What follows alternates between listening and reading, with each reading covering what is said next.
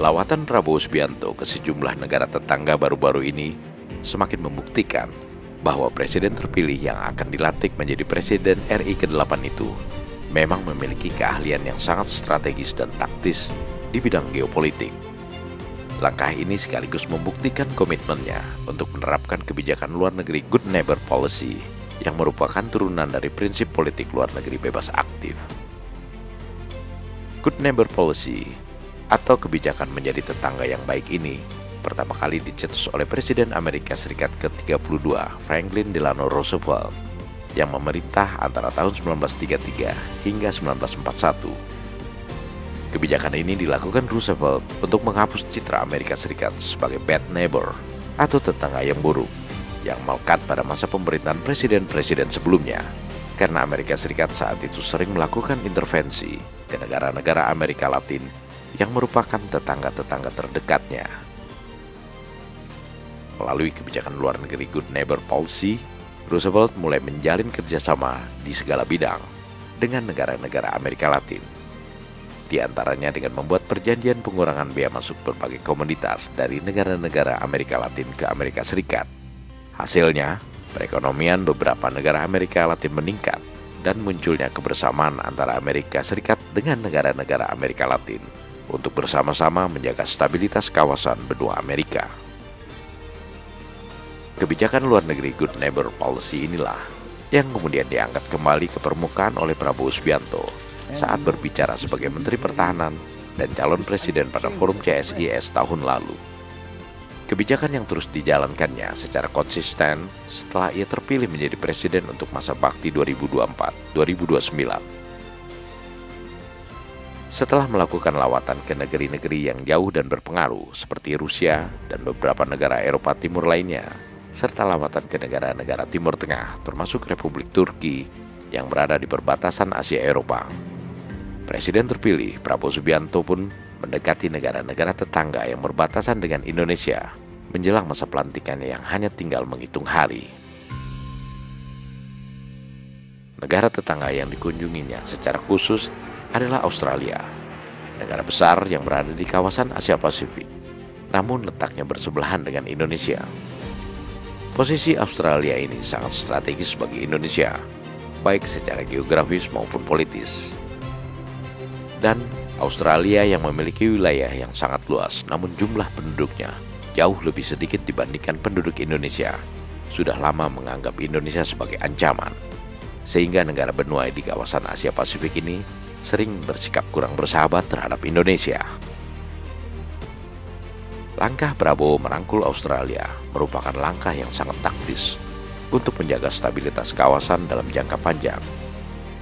Di Canberra, Australia pada akhir Agustus lalu, Prabowo melakukan pembicaraan bilateral dengan Perdana Menteri Anthony Albanese serta Deputy Prime Minister and Minister of Defense Richard Marles dan beberapa pejabat tinggi Australia lainnya.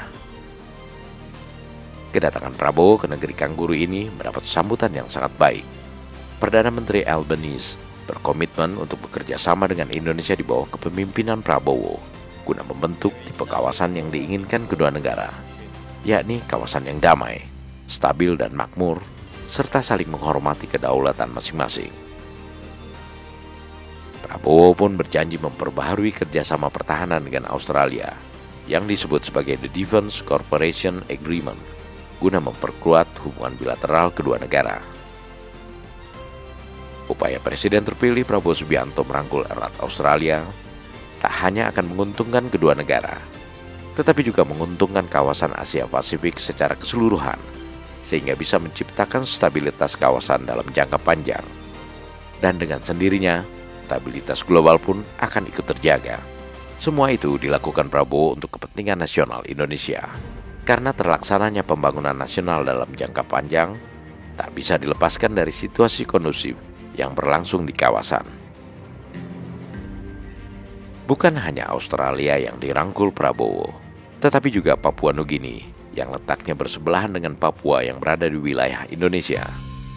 Kunjungan Prabowo ke Papua Nugini merupakan kunjungan balasan, karena sebelumnya Perdana Menteri Papua Nugini James Marape pernah mengunjungi Prabowo di kantor Kementerian Pertahanan RI di Jakarta.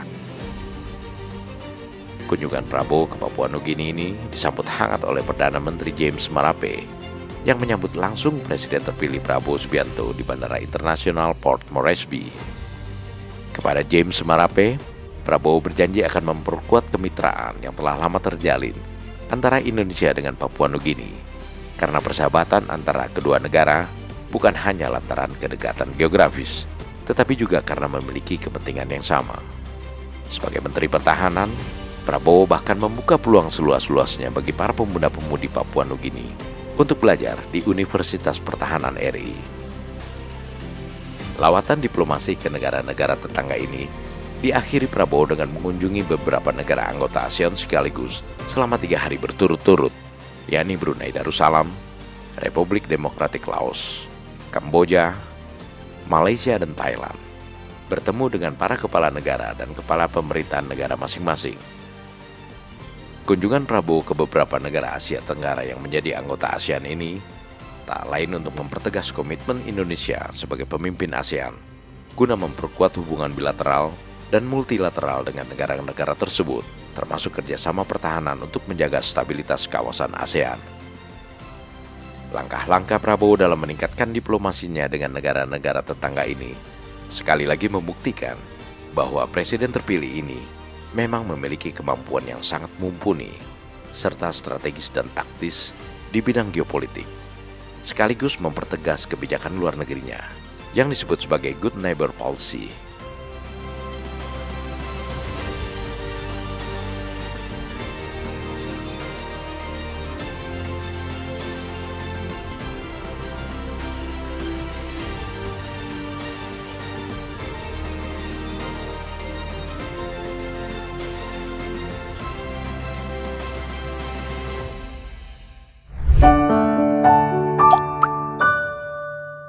Men of our time.